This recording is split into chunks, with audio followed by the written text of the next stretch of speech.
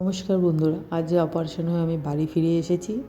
শরীরটা খুব একটা ভালো নেই, প্রচণ্ড অপারেশন থিয়েটার মানে ওটি রুম নেই, কোনো যন্ত্রপাতি নেই, সব ছাড়া কোনো লোকাল অ্যানেস্থেসি নেই, কোনো কোনো অ্যানেস্থেসিয়া নেই, কিছুই নেই। তাছাড়া সেই সব ছাড়াই মানে আমার একটা অপারেশন হয়েছে।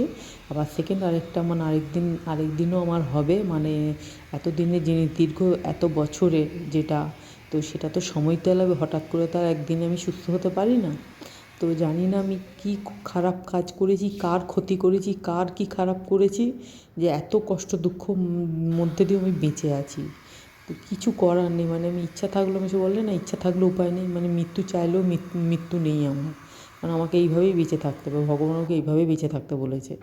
যা কিছু করার নেই, কী করবো, কপালের দোষ আর আমার কর্মের ফল। নিশ্চয়ই খারাপ কাজ করেছি, তাই হয়তো এরকম কষ্ট পাচ্ছি, নিজে কষ্ট পাচ্ছি, আর বাড়ির লোকেদেরকে আমি একটা কষ্ট দিচ্ছি, দুঃখ দিচ্ছি। আমার জন্য তারা দুঃখ কষ্ট রয়েছে।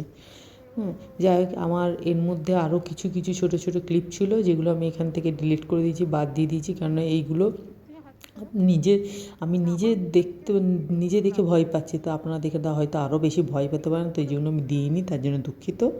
তো এইভাবে আমি যতটা পেরেছি নিজেকে, নিজের যন্ত্রণাকে, কষ্টকে চেপে রেখে রাখার চেষ্টা করেছি, যত কষ্টের মাঝখানেও।